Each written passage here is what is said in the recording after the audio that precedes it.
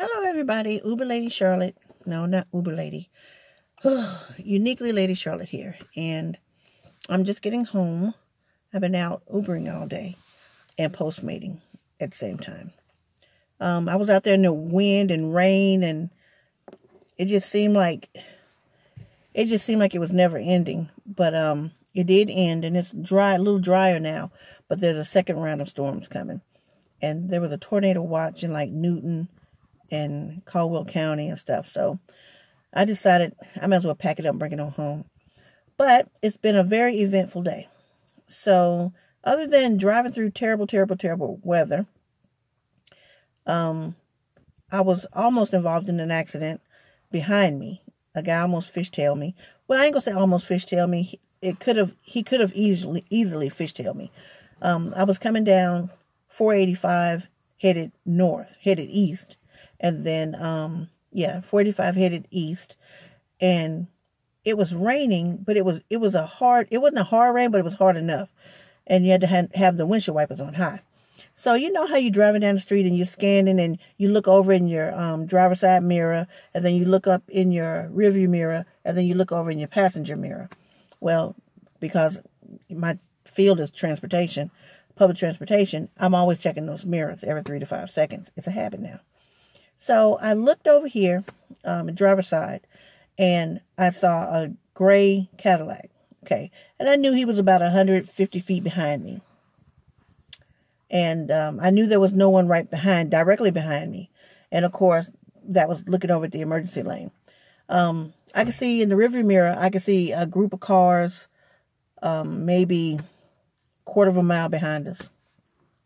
So, next thing you know, I didn't see the gray Cadillac's headlights anymore out my peripheral. I didn't see them. They just turned off all of a sudden. So that made me look to see, what happened. Why did the headlights go away all of a sudden?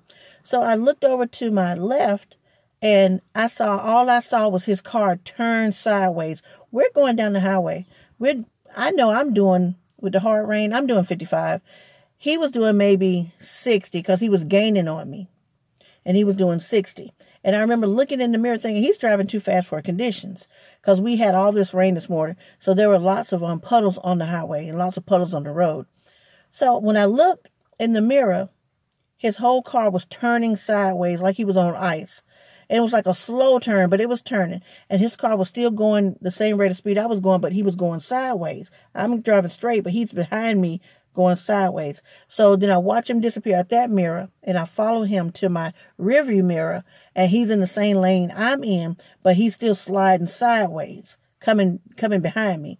So I don't really want to hit the gas because, again, there's puddles out there, but I know I need to stay out of his way because I don't want to get into that. Then he started spinning again. He started spinning, and he spun right off over into that mirror. He didn't hit my car. I'm just saying in the mirror I could see him. I followed him. And I saw him spin off into the grass. He turned right, and the car was still sliding sideways, but it was still going straight, but it was still sliding. And I thought it was over. I thought he had stopped. But then I realized when his car started to spin again, it spent sideways again, and then he just disappeared off an embankment. And I'm like, oh God, I got to pull over and I got to run back there. But when I took my foot off the gas, because I was going to pull over and run way back there to see if I can help him, I saw him go down the embankment. The car disappeared, and then he popped up on the side of the hill, and with the nose down and the rear end up. So then I didn't go back because I realized he was probably scared, but the car didn't flip or anything. And so I called state troopers and told them what mile marker he was at. He was at mile marker 14. As a past truck driver, you always look at your mile markers, and you always keep it with your exits. And so I was able to tell them he's right before exit 14, but he's at mile marker 14. And he's down the embankment on the right side. I told him everything that happened. And so I'm sure they got him. But he's probably scared shitless. But I was scared for him. I was okay as long as he didn't flip. But he didn't flip. He just spent around and went down and back up. All right, so that happened. Oh, and so I called my mama, and I said, oh, no, I ain't going to call and tell her because she's going to start lighting candles, having a prayer vigil or something. Because that is one praying woman for all her children and family. So I said, let me call Mama. So I called Mama. I said, Mom, guess what just happened to me? Or almost happened to me. So I told her. And she told me, she said, I just finished praying for you. I just finished praying and asking God to cover all of my children and my family. She said, I just ended that prayer. And then you just called me. She's like, God is good. I'm like, yes, he is. Yes, he is. Because when old boy was spinning, he could have hit the back of my car and make me spin out of control. But God had it all worked out. That guy didn't get hurt, I would imagine. He just scared. He did a lot of sliding. So he didn't get hurt. I didn't get hurt. And the people in the grouping behind us were far enough behind to where they didn't get hurt. So God worked it all out. Let's see. There's a tornado again. There's a tornado warning on the ground in Newton and Caldwell County. So the skies have gotten dark again. It's supposed to be producing a large hail, and there is rotation. So I'm just rotating my tail in the house because I don't know which direction Newton is in.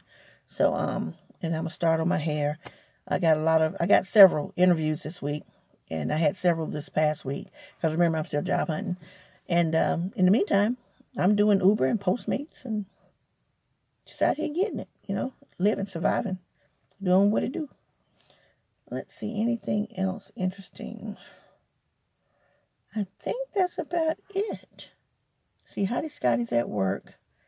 He's training today, training someone. And Uniquely Lady Candy Cane, she's out somewhere. The grandkids are with their dad this weekend. It's his turn. So now I'm getting ready to go in my apartment where it's totally quiet. Totally quiet. I'm going to update my resume a little bit more. I'm going to try to take 1 or 2 classes and get the certificates for them. I have to do my taxes, do Uniquely Lady Shin taxes. And I guess I'll try to wash clothes tomorrow at Mama's. And let's see. I don't know. I got to do my hair. I was going to say I might clean up. I don't know. I mean, my house ain't dirty, but you know how it is. You got to clean up your house. You feel like you got to do something, move a chair, something. I don't know. Take the rag and wipe the dishcloth and wipe the counter off. I'm going to do something. And cut on TV and, I got to finish braiding my hair under here. Cut on TV and watch me some B-rated movies. Oh, you know what I might watch? I'm going to tell you what I like. I like that movie, Ghostbusters, with the girls in it. That Leslie, Big Les, is funny to me. She is funny. So I'll probably try to find that and watch that. And I might later on, if I'm not asleep, watch The Shack. That's a Christian movie. And Hottie Scotty said he's never seen it. So I told him it's a true story. He would really enjoy it. Okay. I know what I wanted to complain about. There was something I wanted to complain about a little bit. Well, I ain't going to complain. I'm just going to give the Postmates people, customers, a heads up. Okay, I experienced this today. Okay, I went to go place an order for someone's Chinese food. You know, it's one of those things where you order when you get there. It's not prepaid. You order when you get there. So I looked to see what they wanted, and it just said seafood entree, large Coke.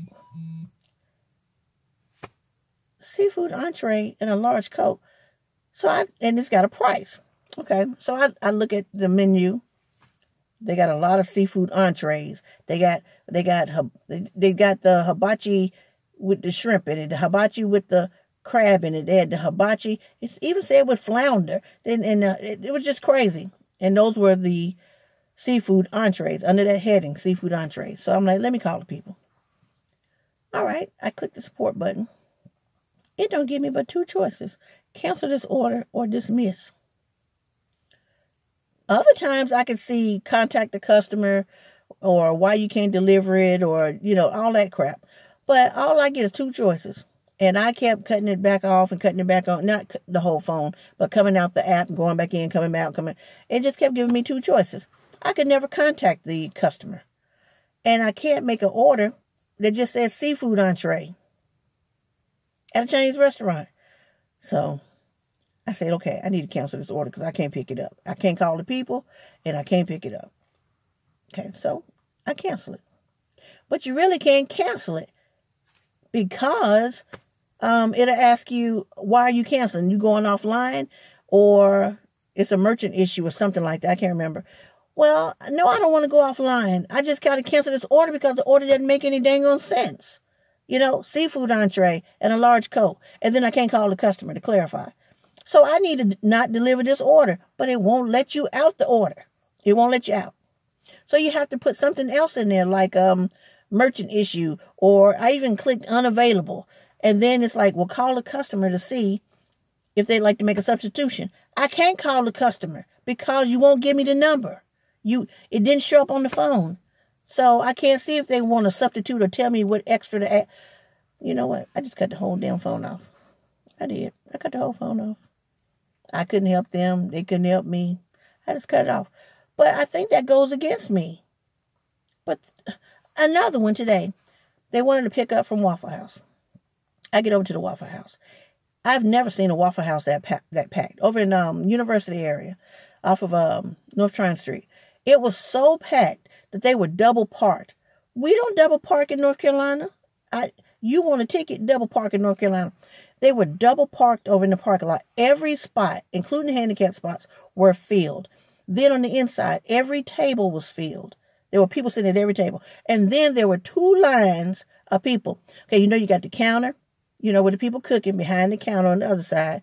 Then you got the people that want to order. They're standing in front of the counter. Well, there was a line behind those people, like a second line of people to the first line that wanted to place a pickup order. I tried to call in the order. Did you know that some restaurants have a recording that says they're too busy serving other customers and they can't pick up the phone? That crap was new to me today. Waffle House has that greeting. They do. So, I tried to call the people. That time it showed up. Call the people. Wouldn't answer. Phone is not in service, or a call can't be completed right now. I used both phones trying to call them. So now, I had to tell them the food was unavailable, and then I couldn't get nowhere with that, so I had to just cancel the order because I was going offline. And then I get this little message that said if I keep doing that, basically, they're going to suspend my account, and I can't come on till later on in the day. Which I think is totally unfair. I don't think Postmates people should have to wait more than 10 minutes for a pickup order. Because you're stopping me from making money doing other things. I could be doing Uber. I could be doing Postmates. I could be doing Lyft or something. I mean, well, I ain't completely signed up for Lyft. I ain't finished with them. But I don't think we should be allowed to have to sit. We'll just say if I had stayed at Waffle House. What if I had sat there? I mean, honestly, it was going to take me about 30 to 40, 45 minutes to get the order cooked because there were 2 lines of people, you know, waiting to make orders and all the tables filled and people in the parking lot, whatever. But just say if I stayed there 45 minutes, these people most likely live close to one Waffle House. I probably would have made about $6 for that order and wasted 45 minutes. No, I'm not doing it. I'm not doing it. That's why I think we shouldn't have to stay there but 15 minutes or be allowed to cancel if the food ain't ready. Same thing happened at Razoo's restaurant over by Concord Mills. I get there. When I get there, I'm just supposed to pick it up. When I get there, she says, "Oh, I'm sorry, we didn't even start on this order yet," and they were packed. I said, "Well, excuse me?" She said, "We haven't started on this order yet because we don't know exactly what they want on," it was something. And she said, "We tried to call her, but she didn't answer the phone." I said, "Oh, okay.